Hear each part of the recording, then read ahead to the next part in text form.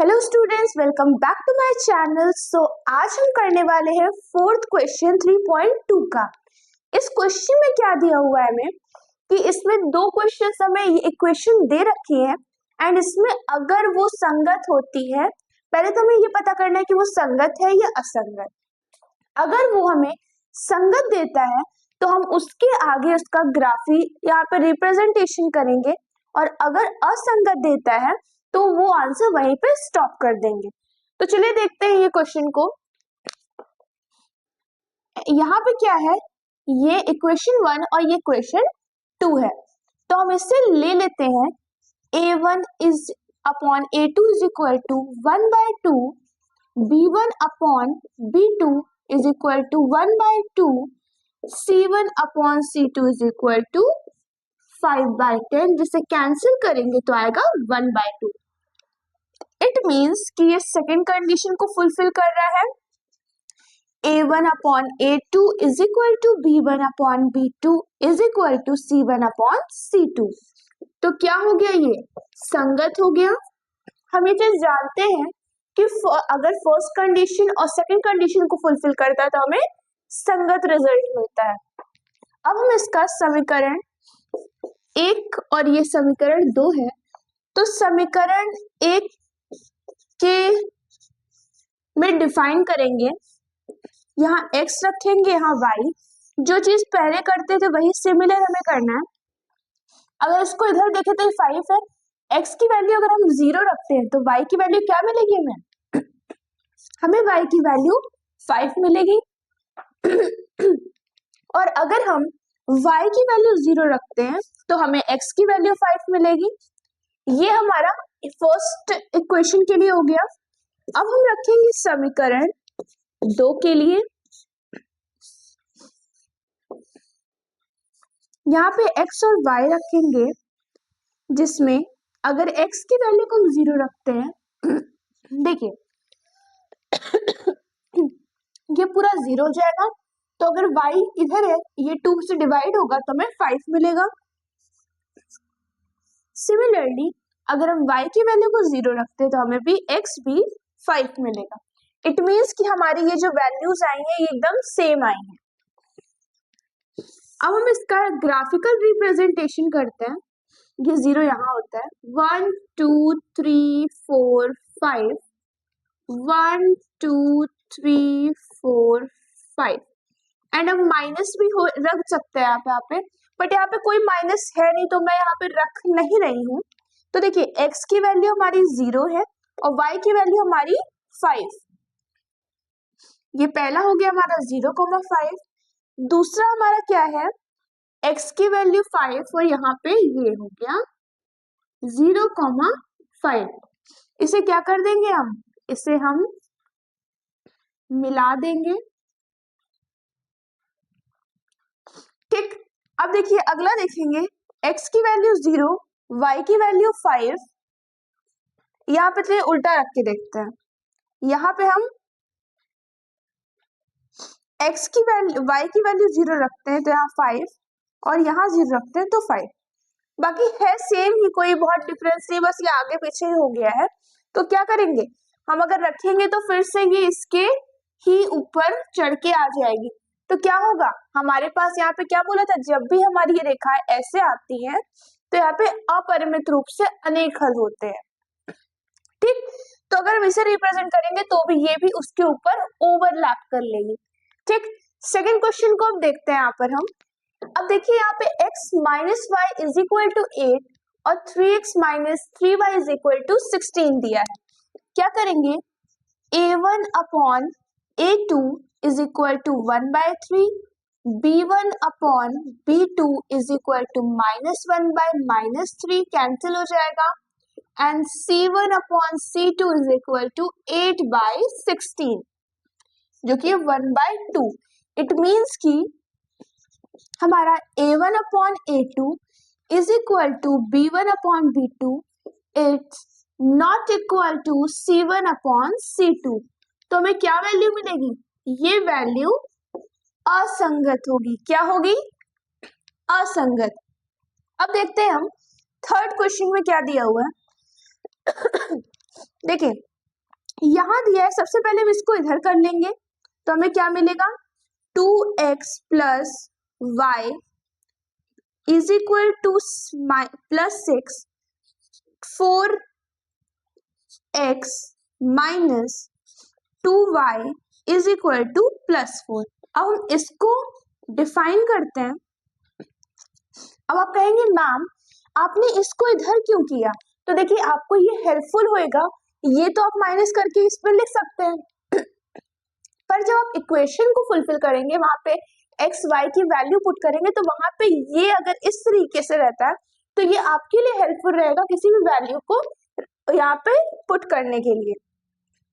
तो चलिए देखते हैं, यहाँ पर होगा a1 upon a2 is equal to 2/4 sorry b1 upon b2 is equal to 1/-2 and c1 upon c2 is equal to 6/4। अब देखिए यहाँ पर आप a1 और a2 एक दूसरे के इक्वल नहीं है तो आप यहीं से कह सकते हैं कि ये संगत होंगे क्योंकि a1 not equal to b1 upon b2। तो क्या हो गया, ये संगत हो गया क्योंकि फर्स्ट कंडीशन और अगर सेकंड कंडीशन को फुलफिल करता है वहां पे क्या होता है, वहां पे ये संगत होता है। हमने इतना कर लिया, ये हमारा फर्स्ट प्रोसेस था। अब हम देखते हैं इसका सेकंड प्रोसेस। चलिए यहाँ देखते हैं इसको, ये इतने में ही हो जाएगा, ज्यादा बड़ा नहीं है। तो देखिए सेकंड प्रोसेस क्या है कि अब हम क्या करेंगे, यहाँ पे x की वैल्यू रखेंगे और y की वैल्यू रखेंगे। अगर हम x और y की वैल्यू रखते हैं तो देखिए क्या होगा।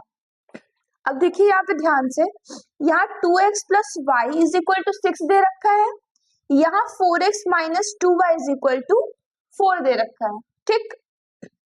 अब क्या होगा, अगर हम ध्यान दें, देखिए ऐसा करते हैं, इस क्वेश्चन को यहाँ से हटा देते हैं, इस क्वेश्चन को बाद में किया जाएगा। अब इसको क्लियरली करते हैं। देखिए x और y की वैल्यू दी हुई है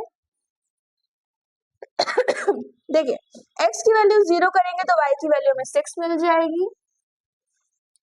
अगर हम y की वैल्यू 0 करते हैं तो हमें क्या मिलेगा, अगर हम y की वैल्यू 0 करते हैं तो हमें x की वैल्यू 3 मिल जाएगी, ठीक। अब सेकेंड क्वेश्चन देख, फर्स्ट समीकरण 1 में था ये, अब हम क्या देखेंगे, समीकरण 2 इसमें रखेंगे हम x y। अब x की वैल्यू हम अगर 0 रखते हैं, अगर ये 0 रखते हैं तो क्या मिलेगा हमें, -2 मिलेगा। और अगर हम y को 0 रखते हैं तो हमें x की वैल्यू 1 मिलेगी। तो चलिए रखते हैं हम इसको x और y में। देखिए 1 2 3 4 5 6 7, आप पूरा रखिएगा बट मैं यहाँ पे थोड़ा सा ही रख रही हूँ। 1 2 3 4 5 6, यहाँ -1 -2 -3 -4, यहाँ भी -1 -2 -3 -4 -5, ठीक। अब क्या था, अगर x की वैल्यू 0 है और y की वैल्यू 6 है तो यहाँ पे बनेगा, x की वैल्यू 3 है, y की वैल्यू 0 है तो यहाँ पर बनेगा, ठीक। अब देखिए अगर x की वैल्यू 0 है और y की वैल्यू -2 है तो क्या बनेगा, 0, -2। x की वैल्यू 1 है, y की वैल्यू 0 है तो बनेगा 1, 0। अब देखिए इसको मिलाएंगे कैसे, तो ये बन गया और ये आ गया, ये यहाँ पर इंटरसेक्ट कर रहा है, तो ये यहाँ पर हमारा क्वेश्चन कंप्लीट हो गया।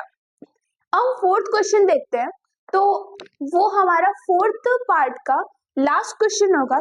तो चलिए देखते हैं, यहाँ पे 2x - 2y - 2 दिया हुआ है, तो 2x - 2y is equal to 2 और 4x plus -4y is equal to 5 कर देते हैं। अब क्या करेंगे, a1 upon a2 is equal to 2/2, b1 upon b2 is equal to -2/2, c1 upon c2 मैं यही लिखती चली जा रही हूँ, 2/4 है ये ना, और ये क्या है 2/4 हो गया, -2/-4 हो गया, और ये -2/-5 हो गया। अब ध्यान दीजिए कि ये तो हमारा कैंसिल हो गया, लेकिन ये नहीं हो रहा। इट मीन्स क्या हो गया, हमारी थर्ड कंडीशन को ये फुलफिल कर रहा है। a1 upon a2 is equal to b1 upon b2 but not is equal to c1 upon c2. So what will be the answer? It will be असंगत। असंगत होने का मतलब क्या होता है, इसमें क्या दिया था, अगर कोई भी इक्वेशन असंगत हो जाती है तो उस कंडीशन में हमें ग्राफिकल रिप्रेजेंटेशन नहीं करना है, तो इसलिए ये आंसर यही कंप्लीट हो जाता है। हम करेंगे फिफ्थ क्वेश्चन की तरफ मूव करेंगे। ठीक, तो आज मेरा थोड़ा सा गला खराब है, तो मुझे थोड़ी सी खांसी वगैरह आ रही है, तो थोड़ा सा इश्यू आपको मे भी हो रहा होगा, बट इसके लिए सॉरी। अब देखिए, चलिए देखते हैं। एक आयताकार बाग जिसकी लंबाई चौड़ाई से 4 सेंटीमीटर अधिक है का अर्ध परिमाप 36 मीटर है, बाग की विमाएं ज्ञात कीजिए। ये हमें क्वेश्चन दे रखा है, इसका मतलब बोल रहा है लंबाई चौड़ाई से 4 अधिक है, लंबाई अधिक है चौड़ाई से, इसका मतलब क्या करेंगे हमें यहाँ पे चौड़ाई इज इक्वल टू एक्स लेना पड़ेगा। ये चौड़ाई को बड़ा ना लिखना पड़े, जैसे आलसी लोग होते हैं उनके लिए होता है कि वो चौड़ाई को शॉर्ट में लिख सकते हैं या फिर टाइम को थोड़ा सा बचाने के लिए। अब देखिए, लंबाई चौड़ाई से 4 अधिक है, अब क्या है, अब हमें अर्ध परिमाप निकालना है। अब यहाँ पे हम लिख सकते हैं अर्ध परिमाप इज इक्वल टू 36, या फिर हम डायरेक्ट यहाँ पे फॉर्मूला लगाएंगे 2 इंटू लंबाई प्लस चौड़ाई इंटू 2, ये कैंसिल हो गया, आया 36 इज इक्वल टू लंबाई प्लस चौड़ाई। हम जानते हैं कि 36 हमारी ये वैल्यू है, ये x प्लस 4 हमने ये जो लंबाई निकाली थी, और चौड़ाई हमारी इतनी थी। अब ध्यान से देखें तो ये x और x क्या हो जाएगा, x हमारा बन जाएगा 2x और 36 में यहाँ +4 है, इधर आएगा तो -4 हो जाएगा, तो हमारा 32 इज इक्वल टू x, ये हम मल्टीप्लाई में है, इधर आके डिवाइड हो जाएगा, कैंसिल करेंगे 2 1 जा 2 2 6 जा 12, x की वैल्यू हमारी 16 आ गई। अब देखिए, x की वैल्यू आ गई, इट मींस कि हमारी चौड़ाई तो मिल गई हमको, अब हमें लंबाई निकालनी है, तो लंबाई के लिए क्या करेंगे, लंबाई के लिए x प्लस 4 कर देंगे, लंबाई हमें पता है 16 है प्लस 4, तो हमें क्या मिल गई, लंबाई हमको मिल गई 20।